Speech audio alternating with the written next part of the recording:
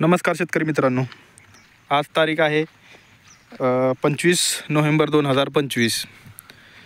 आज पुणे मार्केटला थोडेसे बाजार कमी आले। ढगाळ वातावरण होतं, थंडी थोडी कमी झाली, टोमॅटो जास्त पिकले, त्याच्यामुळे थोडेसे बाजारभाव कमी आलेत।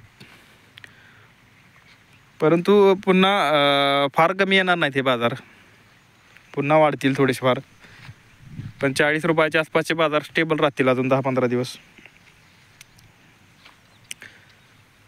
तरी। आता बऱ्याच जणांचा बऱ्याच जणांची कमेंट आली की सर एक नवीन भाग 2 अपलोड करा। आपण भाग 1 मध्ये जो बाजारभावाचा अंदाज दिला त्यात जवळपास 10 पिकांचा अंदाज दिलाय। आता खरं सर काय होतं, थोडंसं टोमॅटो चालू आहे, माझं झेंडू चालू आहे। मागच्या तोड्याला 3 दिवसापूर्वी तोडा झाला, 42 रुपये किलोने जाग्यावर दिला।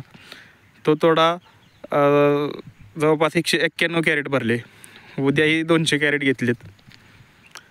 झेंडू चालू आहे, त्यात माझं स्वतःचं एक कृषी सेवा केंद्र आहे। सकाळी 8:30 वाजता 8:30-9 वाजता दुकानावर जावं लागतं, संध्याकाळी 8-8:30 वाजतात घरी यायला। त्यामुळं अभ्यास करण्यासाठी जो अंदाज आहे त्याच्याबद्दलचे अपडेट घेण्यासाठी वेळ मिळत नाही आहे। परंतु 10 डिसेंबर नंतर आता आपला ते सर्चिंग चालू आहे की अभ्यास चालू आहे, बाजारभाव पुढे कसे राहतील, पुढचे माझं नियोजन चालू आहे। माझं हे 6 एकर आता क्षेत्र मोकळं होतं आहे, 6 एकरमध्ये नियोजन मलाही करायचं आहे।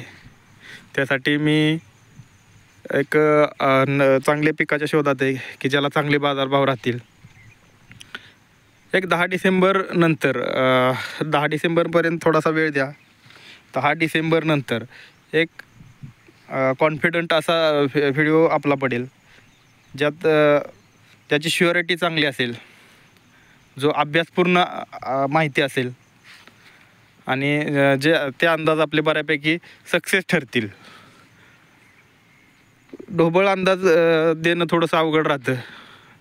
व्हिडिओ बनवण्यासाठी फार वेळ लागत नाही, पण तो जी माहिती घेण्यासाठी उशीर लागतो।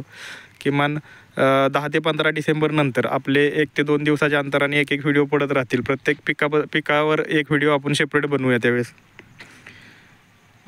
कुठल्या पिकाला तेजी राहील, कुठल्या पिकाला मंदी राहील, हे सगळं सर्व सांगेल मी त्यानंतर तुम्ही ठरवा की कुठले पीक करायचे।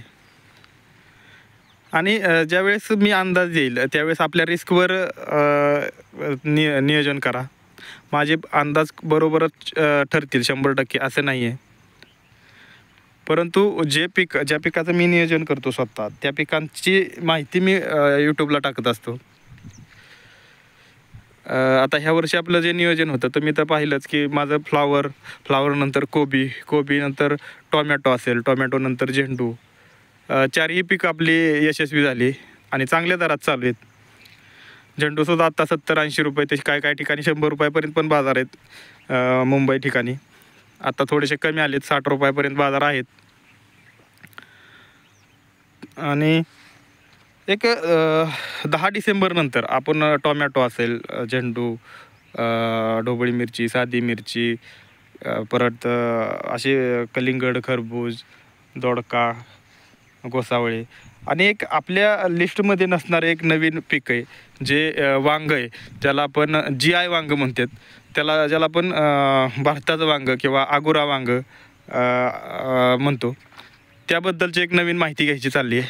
त्या पिकातही चांगलं उत्पादन घेता येतं। लवकरच एक 10 ते 15 डिसेंबर नंतर त्याबद्दलचा एक व्हिडिओ टाकला जाईल। आणि तो जो आपला अंदाज असेल डिसेंबरमधला, तो बऱ्यापैकी 6 महिने ते 9 महिन्यापर्यंतचा असेल। पुढील 6 महिने ते 9 महिने, जून ते सप्टेंबरपर्यंत। टोमॅटोचा आपण 20 सप्टेंबरपर्यंतचा अंदाज तिथं देणार आहोत आणि झेंडूचा एक जुलैपर्यंतचा अंदाज असेल।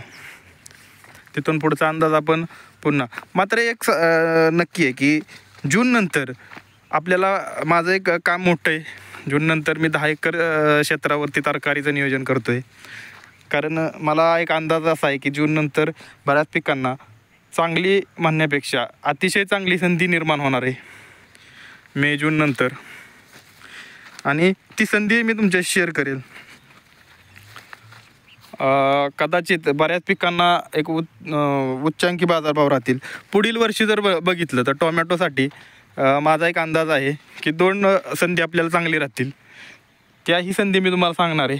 फक्त त्याला आता सांगताना मला पूर्ण माहिती नसल्यामुळे मी तर तुम्हाला शेअर करत नाही आहे. मात्र 10 डिसेंबरपर्यंत थोडासा वेळ द्या. 10 डिसेंबर नंतर मी नक्की शेअर करील आणि ती माहिती तुमच्यापर्यंत पोचवली जाईल. म्हणजे अगदी तेजी असो किंवा मंदी दोन्हीही तुमच्याशी शेअर करणार आहे. लवकरच आपण एक व्हिडिओ बनवतो आहे की बरीच शेतकरी बरीच लोक शेतीबाबतीत एक उदासीन आहेत आणि त्यांची मानसिकता नकारात्मक आहे. हे का घडतं, हे का अशा काय काम नकारात्मक आहेत लोक, ह्याच्या मागची कारणं किंवा ह्याबद्दलचा एक संपूर्ण माहितीपूर्णचा व्हिडिओ आपण पुढच्या व्हिडिओमध्ये याची माहिती देणार आहोत. आणि आपलं जे नियोजन आहे ते पुढील वर्षी 10 एकरात जवळपास किमान 10 एकरात 1 कोटभर रुपये करायची. आणि ते आता बऱ्याच लोकांना वाटेल की हे काहीतरी चुकीचं बोलतो आहे. ज्यांना विश्वासच नाही, ज्यांना कॉन्फिडन्स नाही ते 100% बोलतील. त्यांना बोलून द्यायचं. कारण नकारात्मक लोक जे असतात ते सकारात्मक लोकांसाठीच्या यशासाठी एक पायरी तयार करत असतात. आणि आपल्याला पुढच्या वर्षी जूनच्या नंतर एक चांगलं काम करायचं आहे. ज्यांनी माझ्या व्हिडिओ आपल्या पहिल्यापासून पाहिल्यात त्यांना कॉन्फिडन्स आहे, ज्यांना आपल्या पूर्ण विश्वास आहे, ती लोक नक्की काम करतील. आणि जर बघितलं तर तुम्हाला सांगतो अगदी नोव्हेंबर सोडा पण जून 2025 ते तिथून पुढे 1 वर्ष, एका वर्षात म्हणजे जून 2025 ते जून 2026 या काळात 10 एकर शेतीमध्ये माझं टार्गेट आहे की 10 एकर शेतीमधून 1 कोटी रुपये उत्पादन काढायचं. त्यातून खर्च वगैरे किती असेल किंवा जर जमलं तर निव्वळ प्रॉफिटही ठेवण्याचा प्रयत्न करणार आहे.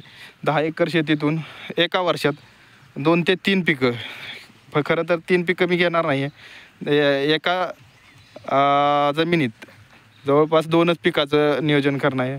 शेतीला विश्रांती ही फार महत्त्वाची असते मोठ्या उत्पादनासाठी. आणि जर मोठं उत्पादन नसेल तर आपल्याला मोठं उत्पन्नही घेता येत नाही, म्हणजे चांगले पैसेही करता येत नाही. चांगले जर पैसे कमवायचे असेल तर आपल्याला उत्पादन जास्त लागतं आणि उत्पादन जास्त पाहिजे असेल तर जमिनीला विश्रांती लागते. आता हा जो आपला झेंडू आहे हा तोडलेला आहे काल. इकडे बघू शकता, हा तोडायचा राहिलेला आहे. आपला दुसरा तोडा चालू आहे. याच्या आधी हे रान जवळपास 2.5 ते 3 महिने ह्या रानाला विश्रांती दिली होती. आणि टोमॅटोचं जे रान बघताय तुम्ही त्या टोमॅटोच्या रानाला जवळपास 10 महिन्याची विश्रांती होती. आणि त्या विश्रांतीमुळे खरं तर ते टोमॅटो आपलं चांगलं आलं आहे. त्याला आपण नंतर खतंही चांगली दिलीत. आता ह्या रानांना आपण एक 2-3 महिन्याची पुन्हा विश्रांती देण्याचा नियोजन आहे. जर संधी वाटली तर थोडंसं 1.5-2 महिन्यातच आपण काम चालू करणार आहे. मात्र जाता जाता तुम्हाला एक 100% आणि खात्रीशीर सांगतो की जून नंतर मात्र बऱ्याच पिकांना चांगली आणि उत्तम संधी निर्माण होईल. यावर्षी येणारा अधिक महिना हा मे जूनमध्ये येतो आहे. आणि जेव्हा अधिक महिना आला त्यावेळेस अधिक महिना नंतर बऱ्याच पिकांनी चांगले पैसे करून दिलेले आहेत. हा जुना इतिहास आहे. आणि पुढच्या वर्षी असंच होईल असं नाही, मात्र बऱ्याच पिकांना चांगली संधी राहील हे नक्की. आणि काही पिकांना बाजारभाव चांगले असतील तर काही पिकांना मंदीसुद्धा असणार आहे. आणि ती आपण मंदीची पिकंही शोधून काढणार आणि ती थोडंसं टाळण्याचा प्रयत्न करणार. पण ज्यावेळेस टप्प्याटप्प्याने, म्हणजे यावेळेस टोमॅटोला असेल, टोमॅटोनंतर झेंडूला असेल, झेंडूनंतर कोबी फ्लावरला असेल किंवा असं काय असे टप्प्याटप्प्याने संधी असतील पुढच्या वर्षी. आणि त्या टप्प्यात आपल्याला काम करायचं आहे. तेही नियोजन मी तुम्हाला सांगेल. फक्त आत्ता एक माझा अंदाज असा आहे की येणारा काळ हा थोडासा मंदीचा आहे. आणि एक काही महिन्यासाठी तो मंदीचा काळ राहू शकतो. त्यामुळे मी थोडंसं थांबण्याचा निर्णय घेतो आहे.